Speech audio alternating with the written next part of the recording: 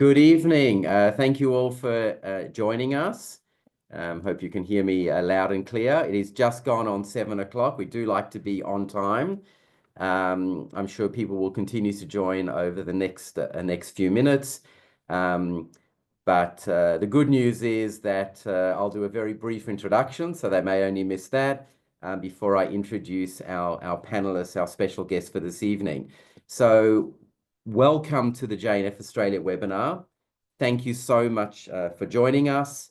And of course, again, a special welcome to our guest panelists, Maia Ifrah, who is the Director of International Relations and Partnerships at the Sha'ar HaNegev Regional Council. Yftach Gepner is the Projects Director of Moshav En Hapsor, and Yotam Degani, who is the Resources Development Director at the Kiryat Shmona Community Centre. This evening, we'll have the opportunity to hear from each of our guests, and we hope that they will provide really an insight into life, certainly post those devastating events on October 7, the time since, the current situation on the ground as they see it, and most importantly for all of us, I think, is their vision for the future, the hopes, the dreams of what lies ahead, because I think given sometimes how we feel and we wonder what does that vision look like, and to provide us with some hope or much hope. This will be followed by a Q&A session. So please, I encourage you to place your questions in the Q&A at the bottom of your screens. Of course, I will endeavor to try and get to as many of those questions as possible. May not be able to answer all of them, but certainly what we will do, if there are any that remain unanswered, we will make a note of those, send them to our panelists, and try and send those out post the webinar. Before we actually start with our panelists, I really wanted to thank you all for your incredible support over many, many years at JNF or for JNF Australia, and especially since October 7. In just the next few days, we're launching our JNF Impact Report, which covers the activities that we've undertaken, the projects that we've supported in the year 2024, which, as I mentioned, you'll receive in the next couple of days. Without going into all of the details, I promise you I'm not going to be long. There are some significant numbers that I really wanted to share with you. Why? Because it's you who've made those possible. This is about your impact. And so just in the last year alone, JNF has directly supported over 23 major projects. And in fact, since October 7, we've supported over 50 life-saving projects. And these projects, for those of you who know, have been loyal supporters for a long time. These are centered on Israel's border communities. And this is a relationship that we have developed over decades. And that's why certainly on October 7, we felt that pain. We understood, because these were people that we have dealt with for so long. And as we say here at JNF, these families are truly our families. Together, again, in the past year or so, we've directly supported over 40 communities.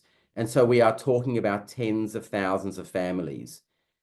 And the most striking of many of those numbers is that together, we've distributed over $13.5 million in Israel, something that you should be very proud. And as we always say at JNF, we will and will continue to support specific projects, because that's what we do. We want to provide you with the full transparency from the time you make your donation to the final project destination. And that is the way that we work. For those of you who have been on this journey with JNF for many years, you'd know that we supported fewer projects. But since October 7, and just given the incredible depth and breadth of the needs, we as JNF Australia, with your help, will continue to support multiple projects in Israel's north and in Israel's south. And the other thing, and in final conclusion to the impact report that you will receive in the next few days, is that these projects, the projects that JNF adopts, are led by those on the ground, like our panelists here this evening, because they understand the immediate, the medium, and the long-term goals and needs of their communities. So again, a very big thank you for joining us. And on that note, I would like to introduce our first speaker, Yftach Gepner, the projects director of Moshav En Hapsor, to give us an update. So over to you, Yftach. So hi everyone, and thank you so much for inviting me to talk today in front of you.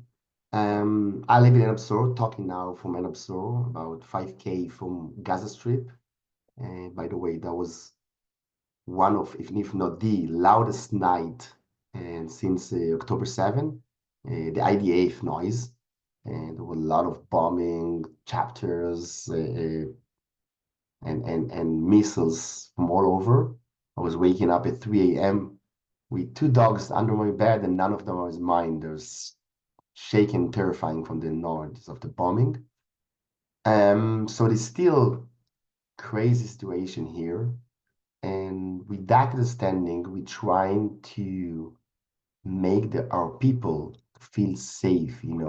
Safety is very self-perception, subjective. And we're trying to resource the community in the best way possible to feel safe, to stay and to live here, although what's happening. A bit about October 7. I'm not originally from the squad team. Again, I'm professor in the Faculty of Medicine at Tel Aviv University, but I was got a text message from the head of security that it's Yom Kippur and they're invading to Israel. I went to the fence. I have no weapon that morning, so I went to the rock in my hand to the fence. And my brother had a rifle, so he was one of the first and that fight with Hamas terrorists trying to invade the Moshav from the main gate, the yellow gate you saw from the famous videos. And he was shooting with them for a few minutes, then he got wounded in his shoulder.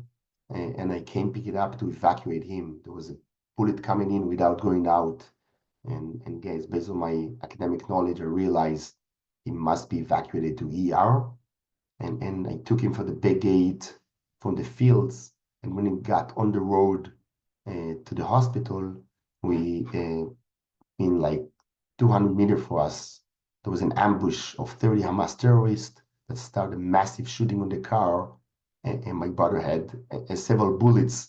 In addition, I luckily didn't get injured at all. And we've been escaping in reverse, escaping from the Hamas terrorists with two motorcycles trying to catch us.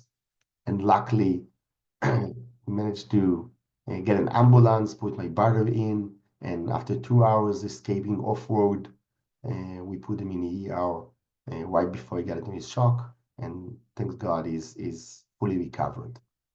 Since that point, we realize we must do everything possible to bring our people back in the best way possible. Um, and we looked on the existing as much as possible the existing research literature to see what helped best the people healing from a trauma.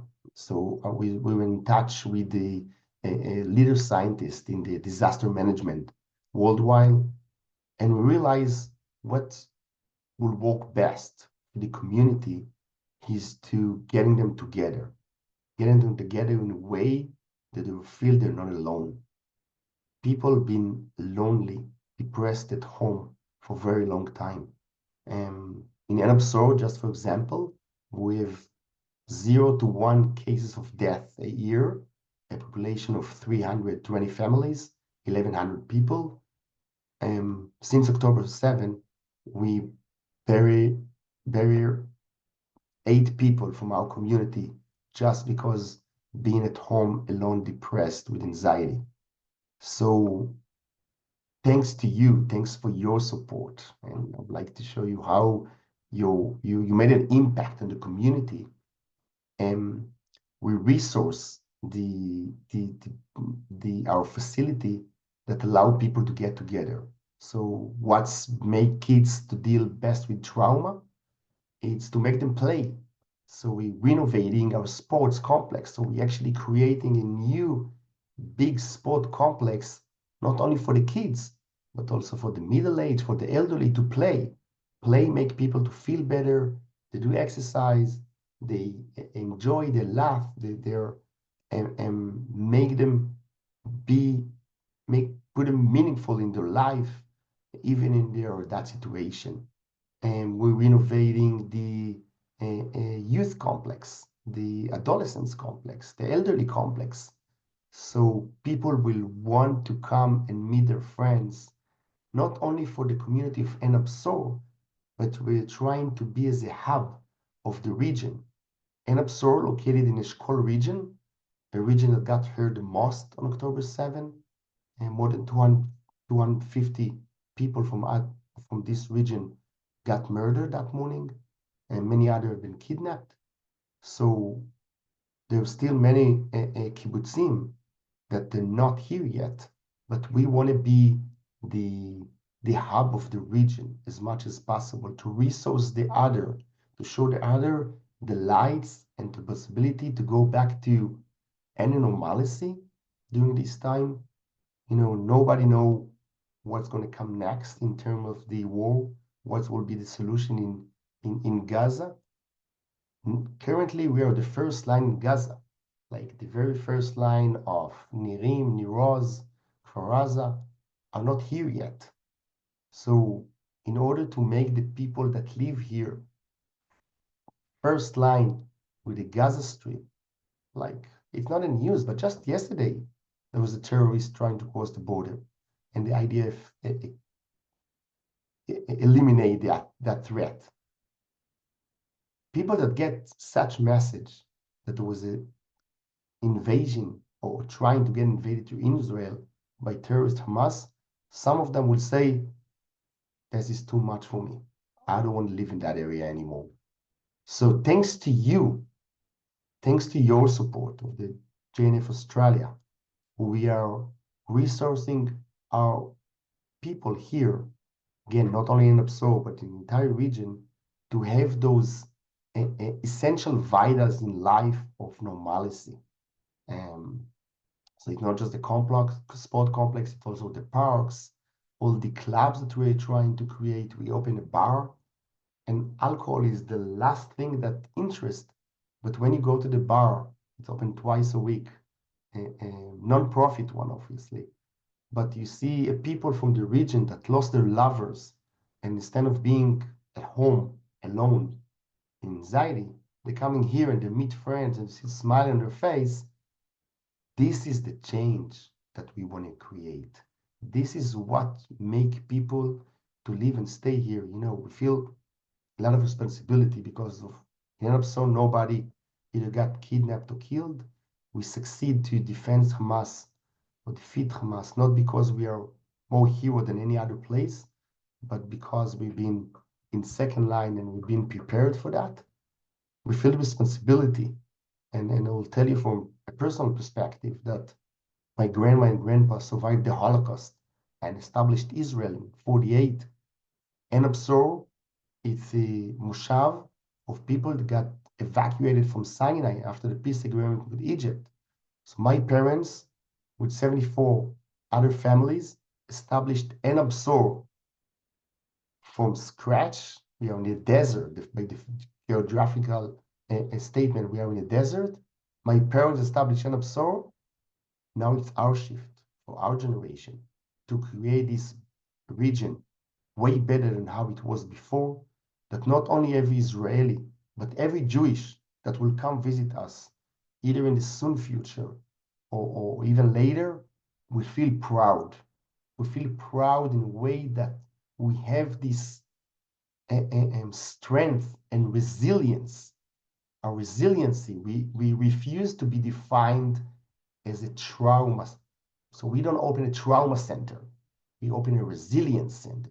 This is what we're trying to, this is the narrative we're trying to go with, how we can make this region to be way better than how it was before. So again, behalf of the entire community of Enabsor in the region, we would like to thank you. Your support not only means a lot that we're not alone, you have a direct impact to any and each one in the community. And I would love to have you here, visit us, either in the next trip or any trip you plan to Israel, to show you how your support made an impact on the ground. Thank you so much. And I know there's some questions already on the Q&A, so you're not going to get off that lightly, but thank you for that, those insights. And as I said, we'll come back to you straight after. So I'd like to introduce now Yotam to share some of his thoughts. So Yotam, it is over to you. Thank you, Doron, for the introduction, and thank you, Yftach, for sharing your story and the story of Enabsor. Your story is the story of all of us. My name is Yotam. I'm from Kiryat Shmona, which is the northernmost city in Israel. Like everyone's story, our story began on October 7th with the tragedy in the south. A day after, on Sunday, families already began to leave Kiryat Shmona and leave the entire area of the Upper Galilee. Everyone being very afraid of a similar scenario happening in the north with Hezbollah, like it happened with Hamas in the south. It took the government 2 weeks to decide to evacuate Kiryat Shmona. We were the biggest and last city to be evacuated and with no evacuation plan. It's important to understand that the concept and the idea was by the government and IDF that Beirut will be evacuated before Kiryat Shmona. We were preparing for the past decade with staff from the community centers and from the local municipality how to take care of our community inside shelters under fire. Kiryat Shmona is probably the most sheltered city in the world per capita, with over 430 public shelters all underground, all ready to use if need be. And because of the tragedy that happened in the south, like everything else in our life, the thought process, I assume, changed. And on October 20th, the government decided to evacuate us. Because we did not have an evacuation plan, the evacuation itself was very chaotic. The initial evacuation of our residents, Kiryat Shmona has 24,000 residents. We were evacuated to 184 hotels all across Israel, stretching from Eilat to Kiryat Shmona. Over time, that dispersion even stretched more. And at the peak of the evacuation, you could find residents from Kiryat Shmona living in 315 hotels and 550 locations all across Israel. To put that into perspective, in Israel, you have 1,255 locations, cities, kibbutzim, moshavim. So basically, you can find someone from Kiryat Shmona in every other place you went through. I won't go too much into details about the evacuation because that can take hours. I can only tell you that because of the widespread of the evacuation, basically transforming Kiryat Shmona from a small city of 5 kilometers to a nationwide city of 500 kilometers, we divided Israel into 6 districts according to how many people we have in every major area. Eilat, Jerusalem, Tel Aviv, Asharon, Haifa, and Tiberias. And we basically established a small municipality in each district with its own CEO and youth workers, social workers, educational workers, trying to take care of our community. Not to compare to what happened in the south, but our evacuation took 17 months. We just came back home. The evacuation ended on March 1st, with around 50% of the residents of Kiryat Shmona returning. Because of our prolonged evacuation and the big uncertainty that walked us through the entire evacuation, we were certain that we'll be back home by December 31st, 2023. And then we were sure it will happen by February, and then after Passover. And then we were sure that during the summer, last summer, we'll be able to return home. But here we are just finishing the evacuation last month. We had to do so much for our community.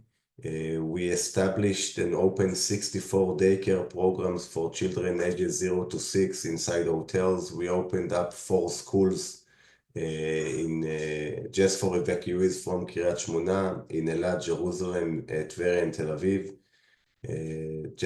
That was just at the beginning. And I think in some ways similar to what Yftach said, we understand that the key element is community resilience and the well-being of our residents.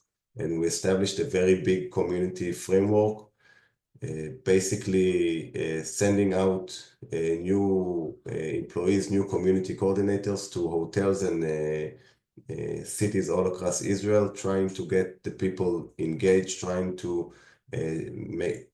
help them take responsibilities for their lives, get them active at the beginning.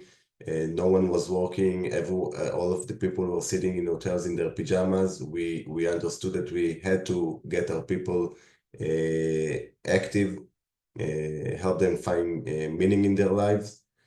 So all through the evacuation, we provided thousands of culture events, activities for children and youth. We opened up community centers in every district, learning centers, like I said, school, kindergartens. Basically doing our best. If I have to take one phrase to sum it all up, we did everything possible to stay relevant as a local municipality for our residents who are not home, who don't know where they're going to return home, to keep their heads above the water, to keep their sense of belonging to Kiryat Shmona strong, to keep their sense of pride being residents from Kiryat Shmona strong, in order for everyone, all of the residents from Kiryat Shmona, to want to return home once the war is over and the evacuation is over. Like you know, with every big crisis comes maybe an even bigger opportunity. Although by far Kiryat Shmona and the entire state of Israel and all of Am Israel in Israel and in diaspora went through the most difficult time we've known in the 21st century. We know that it is also the biggest opportunity Kiryat Shmona and the entire Upper Galilee and the northern border has for growth. We understand that if we will not rebuild better, again, I really relate to what Yftach was saying. We understand that we have to build back better, not just Kiryat Shmona, but the entire Upper Galilee. We know that we have to grow and become a city of 50,000 residents, and that we need to have better education and better job opportunities, better public transportation. We've already been working on that with the government. We know that we have to grow because we're the frontier.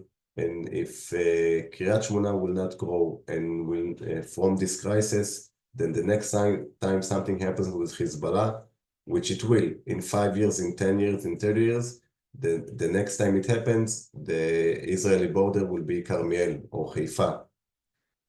So we know that we're here not just for Kiryat Shmona, but for, again, all of Am Israel, whether it's in Israel or Jewish communities all over the world. And we know that we're together with this. We have 100% belief that we can grow for this and we will grow for this. We found so many amazing people during the war from Kiryat Shmona, from Israel, from amazing communities like yourselves. And this is a great opportunity also for us to say thank you. Thank you for your support and thank you for reaching out. For us, it's not just the funding and the support. What's more important is the partnership, the human relationship behind it. The warm embrace we've been receiving from Jewish communities all over the world and from organizations all across Israel and from your community, those are the things that gave us the strength, and those are the things that give us hope and make us believe that we can grow better, we can grow from this crisis. So thank you very much, and that's it for me. Thank you, Yotam. I appreciate your time. And again, we'll come back to you with some questions that are popping up. I'll hand it over now to Maia from Shara Negev. She can do her own further introduction to provide some of her insights and plans for the future. Over to you, Maia. Okay, thank you, Doron. Shalom, everybody. And thank you for inviting me. Thank you, JNF Australia, for really your great partnership. Long before October 7th and obviously after October 7th, I just want to tell all the people here, the team at JNF is absolutely amazing. We are so fortunate to have partners who are our greatest supporters, really, our friends. They've become our friends and family, and this is not something that happens with all partners. So thank you for that. So just a little bit about where I come from and who I represent. I am the Director of Partnerships here in the Shara Negev Regional Council. For those of you who don't know this, our little piece of heaven, or at least it used to be our little piece of heaven, we're located in the Gaza envelope, in the northern eastern tip of the Gaza envelope. There are 12 communities in Shara Negev. 10 of them are kibbutzim. We have one moshav, yechini, and one absorption center. On October 7th, I'm sure you've all heard the stories in Kfar Aza, in Nachal Oz. We lost over 80 of our community members, and we had to immediately evacuate 11 out of our 12 communities. And the support that JNF provided in the first days was our lifeline, nothing less than that. We were able to really help our residents who were dispersed throughout the whole country. And so again, thank you for being there, trusting us, understanding what our needs were, and assisting us in really going forwards. But I want to talk about today, as Yftach, who spoke first, mentioned, we are all living in a crazy reality. In fact, you guys also, I know the challenges that you are facing. This was not an attack only on the envelope. It wasn't an attack only on Shara Negev. It wasn't only an attack on the state of Israel. Since October 7th, we've been really feeling the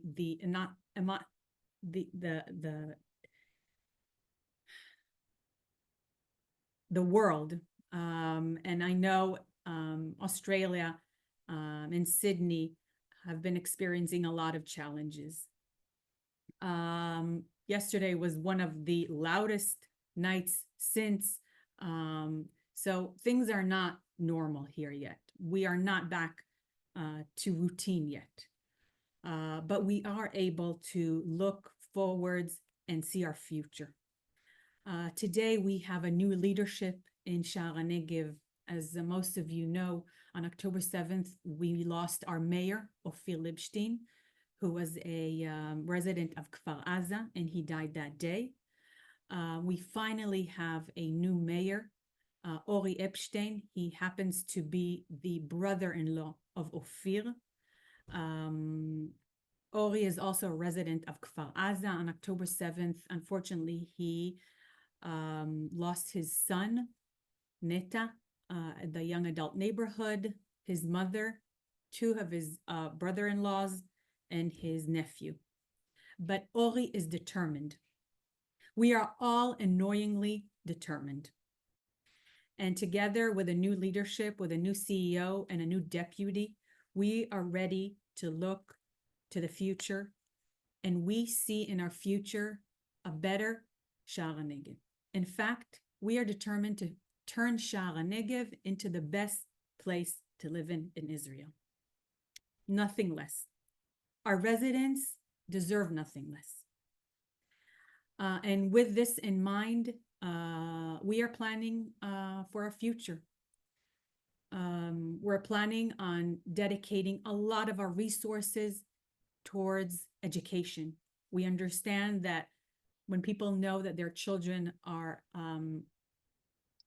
provided with the best education, suitable education, education that sees their child from the morning till the evening, longer school days, resilience and treatment and emotional therapy incorporated into the school day, informal and formal education incorporated.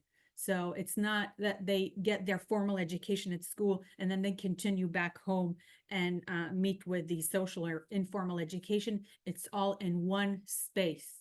The children are seen by the same teachers, by the same counselors and guides and therapists. And this is going to be a lot of where we put our resources, time, and effort. Part of this is going to be the flagship project that we are planning for, and it's evolving amazingly, our community and resilience village that's going to be built in the heart of Sha'ar HaNegev, not too far from the city of Sderot. And it's going to be a space for community education and treatment. And that brings me to the second pillar. So I said education. The second is going to be community. Here in Sha'ar HaNegev, this is not a city. As I said, it's a regional council. We are a community of communities, of 12 communities. And we are faced by the question constantly, why would anybody choose to live in Sha'ar HaNegev? 80% of our residents have returned after October 7th, after being in the evacuation centers. And that's an amazing number. Obviously, Kfar Aza and Nachal Oz have not yet, because physically the kibbutz is not restored yet, and there's a lot of physical work to be done there. But the fact that our residents are back does not mean that they will stay. We have to give our residents a reason to stay in Sha'ar HaNegev. Even though last night there was red alert, even though our walls were shaking from the bombings of the IDF in Gaza, we have to provide a reason to stay. How do we do it? As I said, we're a community of communities. We have to strengthen our communities. We have to strengthen those bonds that we had prior to October 7th. And that's our really the second pillar of our strategic plan towards the future. We have to make sure that we have leadership. A lot of the leadership we lost on October 7th. Physically, we lost our leadership. And we have to make people in a place where they're available to represent their community, to help the community, and advocate for their community. And by putting in place numerous different programs and the infrastructure that will allow these communities to thrive, we are strengthening a community. And a strong community is a community that stays in the envelope. So we said education, and we said resilience, and of course the communities. And the third is economic growth. We have to strengthen this region. We have to bring in investments into Sha'ar HaNegev. And with those investments, and with a bigger factories here, and employment opportunities, startups, and of course the innovation hub that we are building together with JNF Australia, we will bring quality people into the region. Not only allow the current residents to stay in Sha'ar HaNegev, but also be a platform for demographic growth and bring new blood into the envelope, into Sha'ar HaNegev. And those people and that economic growth will be able to provide the resources to strengthen the education and the community and our resilience. So there's a lot of work to be done here. But like I said, we're annoyingly determined, and I believe it can be done. The wheel has already started to spin, and with your help and your support, we will be able to do it. So thank you for everything that you've been doing until, and thank you for everything you will be doing in the future. Maia, thank you so much as always. We have a wonderful and strong relationship, as we know, with Shara Negev, and this goes for all of the panelists. We're certainly here to continue that bond, and as we always say, we know that the people of Israel, these communities, are strong and resilient. Our job really is to just make them that much more strong and more resilient. Definitely. So, And I just want to extend an invitation. If anybody is in Israel, please feel like Shara Negev is your home and come visit us and come see what we've been through, but also how we are going to tackle the future and right, thank be you. part of it. And before I forget, because I will be in trouble if I do forget, in terms of visiting Israel, if anyone is thinking about it, JNF is taking a mission from the 11th to the 19th of May. In May, I may be speaking out of turn. It may be already done and booked, but certainly if anybody is thinking of visiting, if you're there at any time and would like to see the projects, we invite you to get in touch with us. Because we would love to show you these incredible communities, these wonderful people, and of course, the impact that you're making.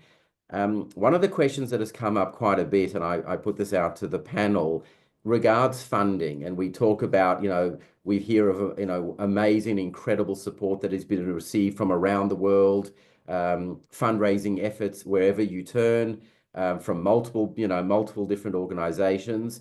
And the government, and this is not a political question, so we won't go down that track, but in terms of funding that is reaching these communities, certainly you've touched on JNF's funding, but maybe provide an insight for our guests is, where do you see that sitting right now? We hear of budgets that are being released, Kumar, which is only addressing some of the Gaza envelope, and maybe Yotam, you can share some insights in terms of support for the North. But maybe just, Maia, you're at the moment, if you can just provide an insight into that. Sure. There are so many ways I could answer this and so many aspects. Tkuma administration is the government administration that was put into place after October 7th in order to help the communities of the envelope who were affected by October 7th rebuild. Tkuma, it took longer for Tkuma to kind of get into business, as government institutions do sometimes, not because they weren't motivated, just because they had a lot of technical issues they had to overcome. I will say that, there are a lot of numbers that were thrown into the air, but we are seeing Tkuma's support in different projects in the envelope, and I think that Yftach can also attest to that. And it really, what was missing in the beginning was the mechanism. So there was a certain amount of money that was supposed to be dispersed between the different councils or communities. And this was after a lot of groundwork that was done by the municipalities, by the councils and Tkuma, to kind of give them a very broad but detailed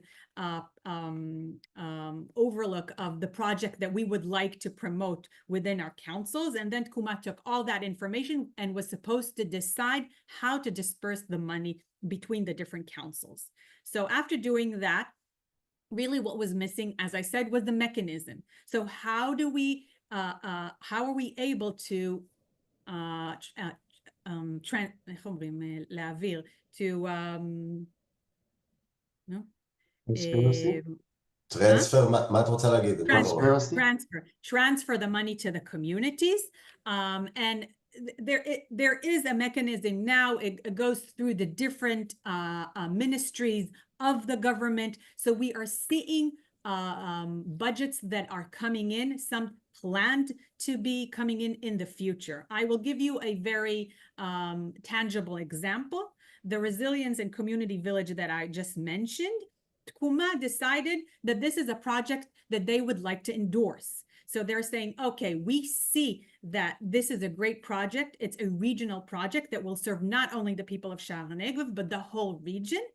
Hence, we were going to endorse it. This is the X amount of money that we will be providing for Sha'ar HaNegев. Obviously, it doesn't cover the whole project. It's a massive project, but there is money that is promised to the regional council for a project.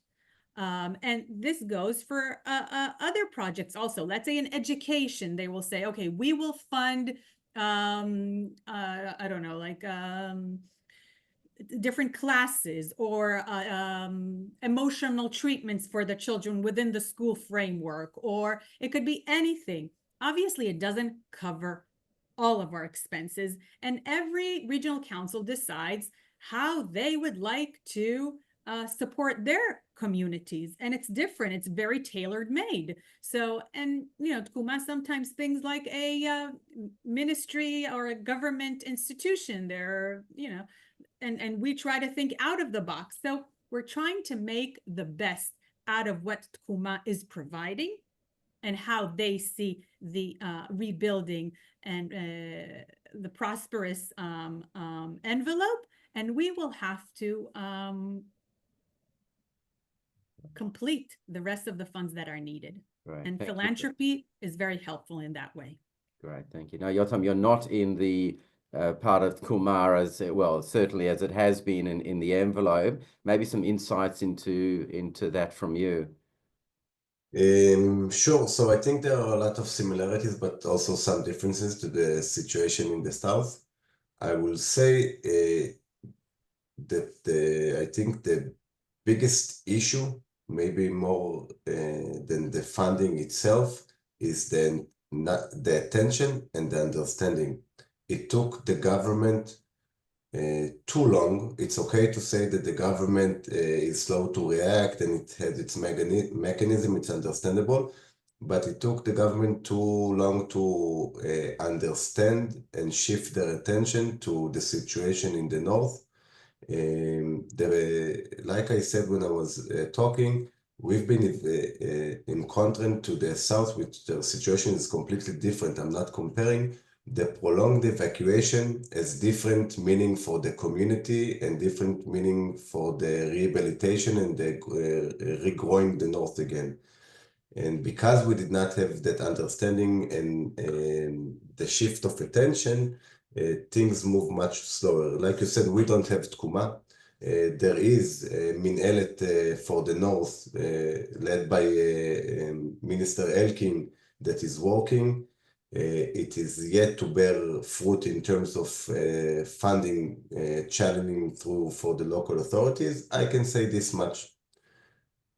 Behind any doubt, we've been able to, in terms of our community and our ability to support our community and keep afloat during this, the entire evacuation, the support we've been receiving from Jewish communities from abroad and from the philanthropy is what brought us here.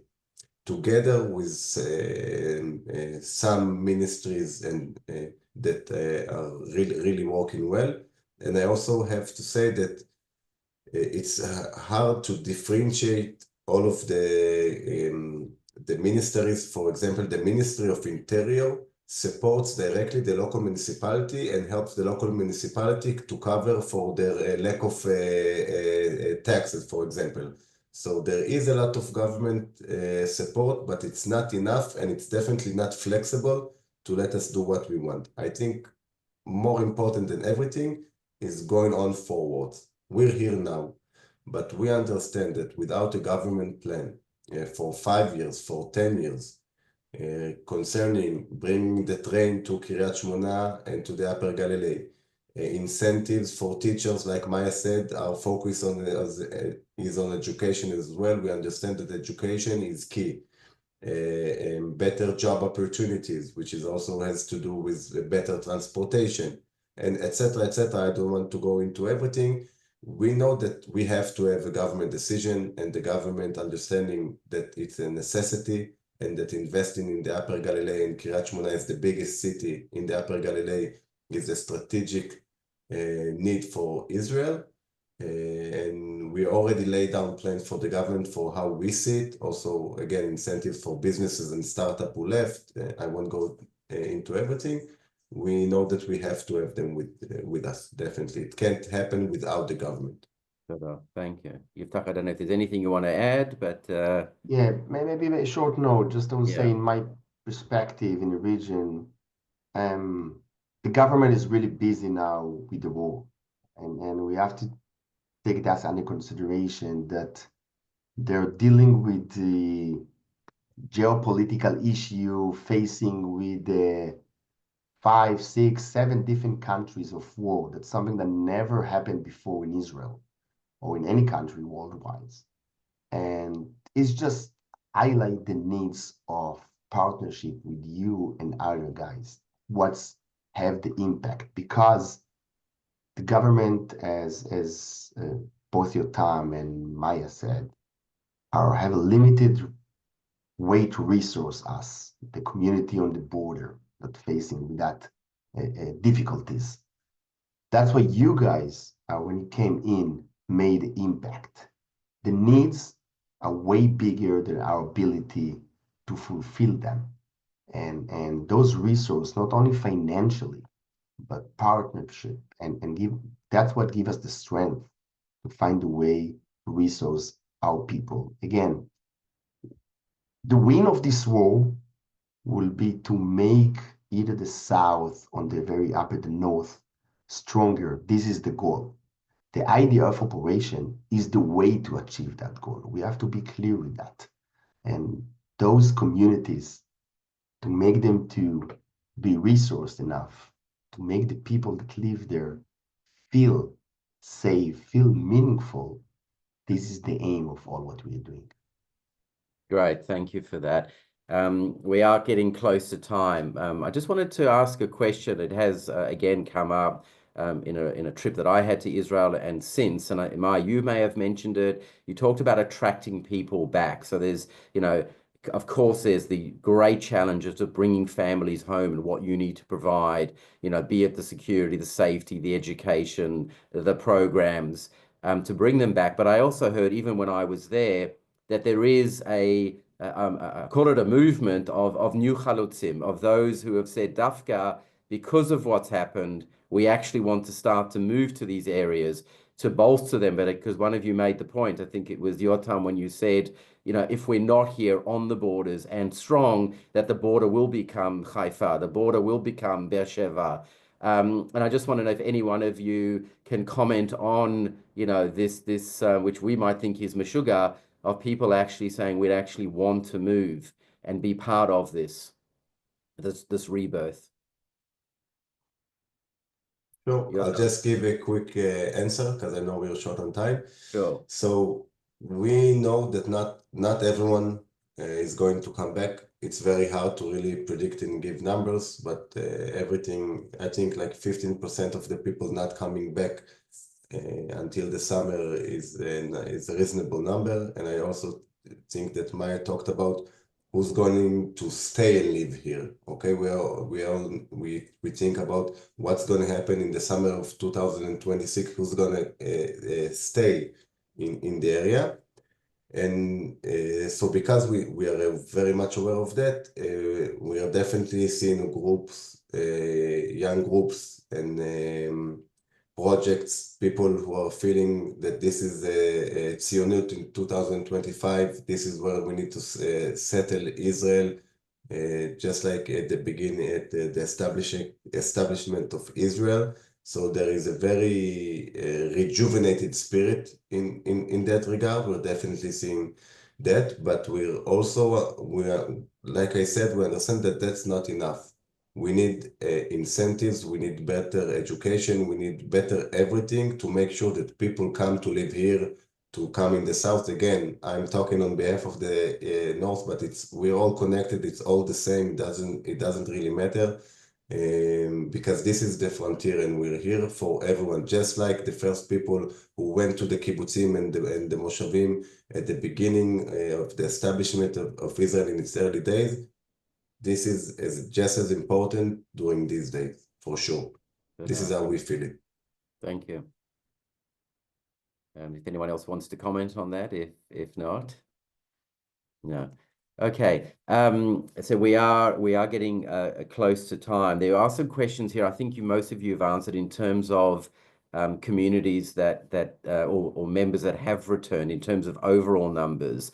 And I did have a report that was sent to me. And again, I apologize, it doesn't cover the North, but Maia, you might just be able to provide an insight into this, where during for 500 days after the war, which was when this was produced, there were approximately 45 communities in the Gaza envelope and Western Negev that were evacuated, and about 32 have returned, and with 13 yet to return. Maybe just provide an update of those numbers. I think one of you answered on the panel. If I just check here on the Q&A, the question was certainly for Enapsor. Someone asked how many of the residents have returned. It was 90% of the residents. So Maia, maybe if you could just answer that generally in terms of your area, and then I think Yotam has covered it as well.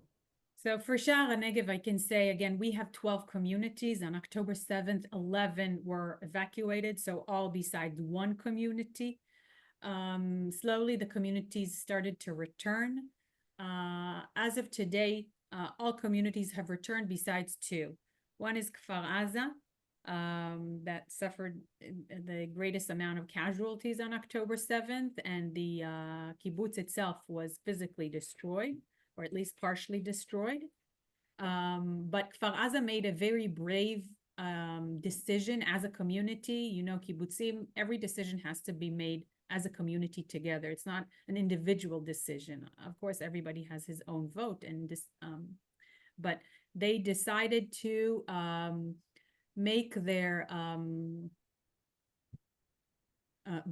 until Kfar Aza is rebuilt in Kibbutz Ruchama. Ruchama is in Sha'ar HaNegev, so a very large number of the residents of Kfar Aza have returned to Sha'ar HaNegev and are living in a huge undertaking that we took upon ourselves to build a kibbutz, a new kibbutz with temporary housing next to Kibbutz Ruchama. So there's a kibbutz next to a kibbutz, and the majority of the people of Kfar Aza live there. And a lot of people say the way back to Kfar Aza runs through Ruchama. We do understand, you know, we are realistic. Not all the residents will return to Kfar Aza, and we understand every person who feels not safe or ready to return back home, and they will be residents of Sha'ar HaNegev wherever they decide to build their home. The other communities that hasn't returned yet is the community of Nachal Oz. Nachal Oz also deeply affected by the events of October 7th.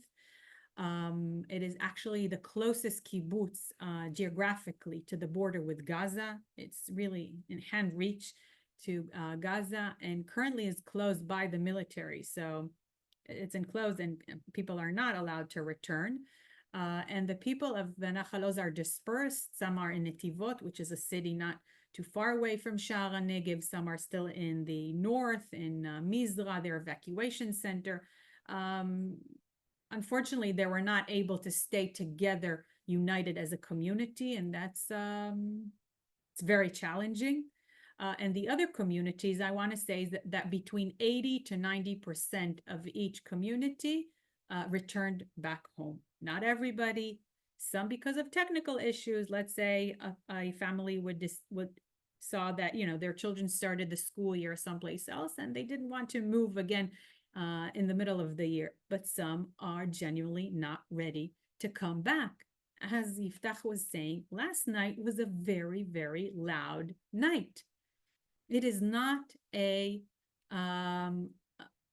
it's not a normal reality, and not everybody is ready to cope with this reality yet. And again, very, very much understandable, but we still have a mission and a responsibility. Obviously, the security is the military's prerogative, and that's their responsibility, but we are in charge of everything else and providing well-being here in Sha'ar HaNegev.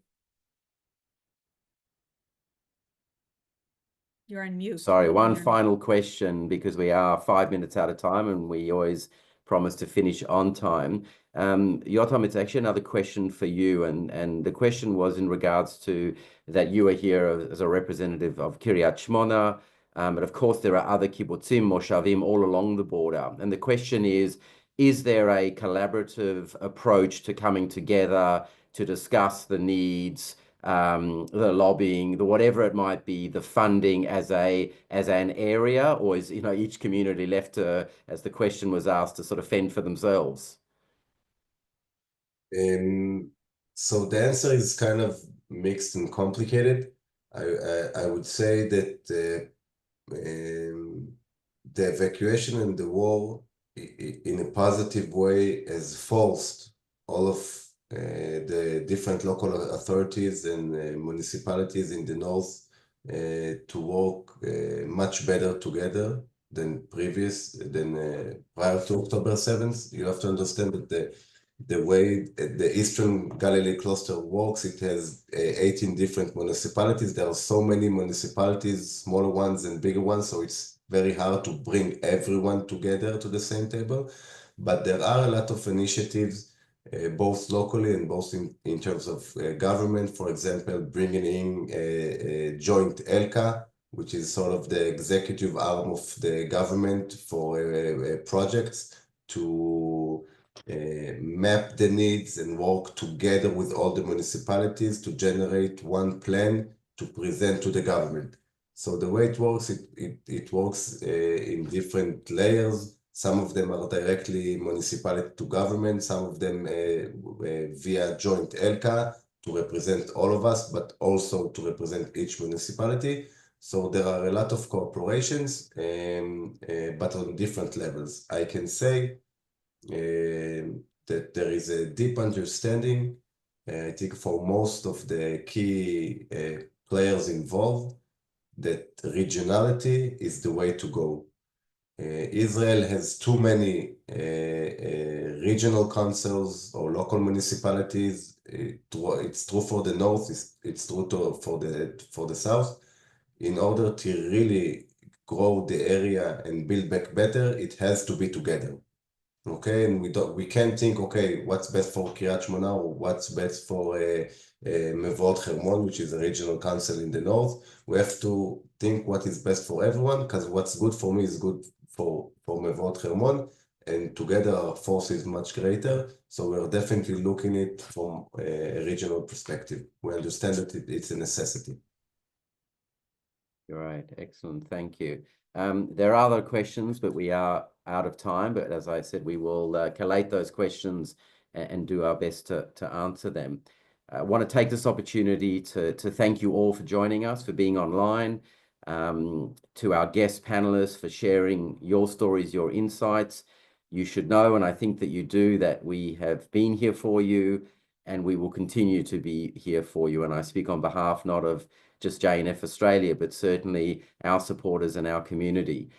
To let you know as well, we will be hosting a series of webinars each month, which will provide further insights from the communities, from people like our panelists, but also to bring you other updates on security, geopolitics, economics. So please look out for those announcements as we send them out over the coming months. This year, just to let you know very quickly, our mission of providing direct support from JNF will continue, and we'll be launching our annual campaign for 2025. And again, like we've done over many years, we will raise funds to support a variety of projects in the north and in the south. And it's come up a few times in terms of the pillars that we are looking to impact, and that is to help rebuild these communities, whether it's infrastructure, communal facilities, to renew green spaces, playgrounds, other community spaces. There's much that still, of course, needs to be done of healing in terms of trauma therapy, building resilience, education, which is something that we understand is such a large need, and it's been brought up tonight a few times. And of course, next generation leadership, because what I keep hearing from so many people is how the next generation in Israel have stood up so incredibly well and in a powerful stance to say, we will take this on as our responsibility. And if we thought that they were, unfortunately have to grow up very quickly as they do in Israel, even more so now. What we're seeing in terms of programs and initiatives from the next generation is certainly very encouraging and heartwarming. And as we say, the future looks like it's in good hands. And the last of those pillars is to help grow, which is whether it's agriculture, farming, water management, and economic and stimulus and jobs, which again have been mentioned here this evening. So please, if you would like to support JNF or potentially a particular project, I ask you to reach out, contact any one of our officers, whether it's Nikki in WA, Ilana in Victoria, or Sarah in New South Wales. Of course, I'm always available as well, but please reach out to them. And of course, we're happy to discuss whatever projects we're undertaking. We've shared a link to the impact report in the chat, so please have a look at that. Again, thank you so much for joining us. Thank you to our panelists, and we look forward to seeing you on our next webinars. And of course, as always, our continued prayers for those hostages remaining in Gaza. We hope for those still living for a safe return and a return of all of our hostages. Prayers and thoughts always with Israel and our people. So again, thank you for joining us and enjoy the rest of the evening. Thank you. Thank you for having us.